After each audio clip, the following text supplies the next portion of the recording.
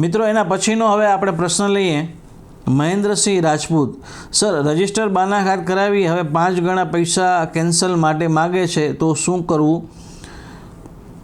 ભાવ ડબલ થઈ ગયો અત્યારે તો જૂના ભાવમાં આપી પણ ન શકીએ તો શું કરવું?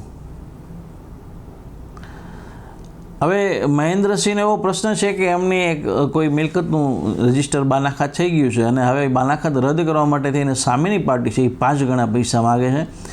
અને કેવું એવું છે કે બાનાખાત જૂનું છે ને અત્યારે જે એમની મિલકત છે એમના ભાવ પણ ડબલ થઈ ગયા છે, તો હવે એ જૂના ભાવે કઈ રીતે મિલકત આપી શકાય? હવે સૌપ્રથમ તો મહેન્દ્રસિંહ કે જો રજિસ્ટર બાનાખાત થઈ ગયું હોય તો જે વેચાણ કરનાર છે એ મન ફાવે એ પ્રમાણે પૈસા માગીને કે ડીલ કેન્સલ કરી શકતો નથી, જે ખરીદનાર છે કે વેચનાર છે કોઈ પણ. સૌપ્રથમ તો તમારા જે બાનાખાત છે એમાં શું શરતો કે શું કન્ડિશનો આપવામાં આવી છે એના આધારે તમારા પ્રશ્નનો ચોક્કસ જવાબ કે માર્ગદર્શન આપી શકાય. પરંતુ જે જનરલ માર્ગદર્શન છે એ હું આપવાનો પ્રયાસ કરું તો સેલર એગ્રીમેન્ટ એટલે કે બાનાખાત છે એ સેલ ડીડ કરવા બંધાયેલ હોય છે કાયદાકીય જોગવાઈઓ મુજબ. જો એ રિફ્યુઝ કરે તો એને લીગલ નોટિસ મોકલી શકાય. તમારા કેસમાં પ્રશ્ન એવો છે કે તમે બાનાખાત કરી દીધું છે અને હવે સામેવાળી પાર્ટી એને રદ કરવા માટે થઈને 5 ગણા પૈસા માગે છે.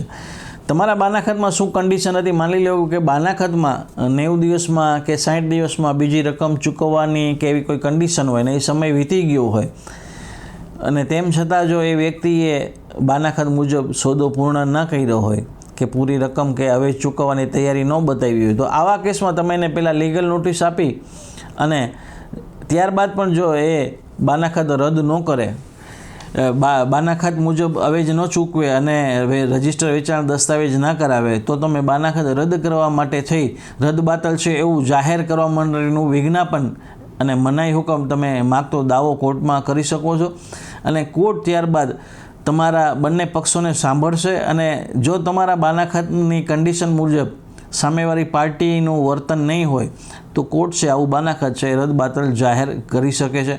પરંતુ જો તમારો કોઈ વાક હશે, સામેવાળી પાર્ટીએ પૂરતી તૈયારી બતાવી હશે જે તે વખતે વેચાણ દસ્તાવેજ કરાવવાની ને હવે ચૂકવવાની અને તમે નહીં સ્વીકાર્યું હોય અથવા તો તમે કોઈ ફોલ્ટ કર્યો છે તો આમાં કાયદાકીય રીતે તમને પાછું ડગલું ભરવું પડે એવું બની શકે અને જે મુજબ તમે જે રકમ નક્કી કરી છે એ મુજબ તમારે સોદો કરવો પડે એવું પણ બની શકે.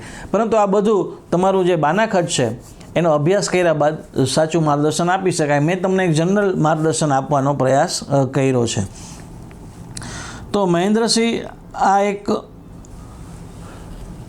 જનરલ માર્ગદર્શન મેં આપ્યું કે બાનાખાત છે એ સામેવાળી વ્યક્તિ રદ કરવા માટે 5 ગણા પૈસા માગી શકે નહીં. જો માગતી હોય તો એ ગેરકાયદેસરનું કૃત્ય ગણી શકાય.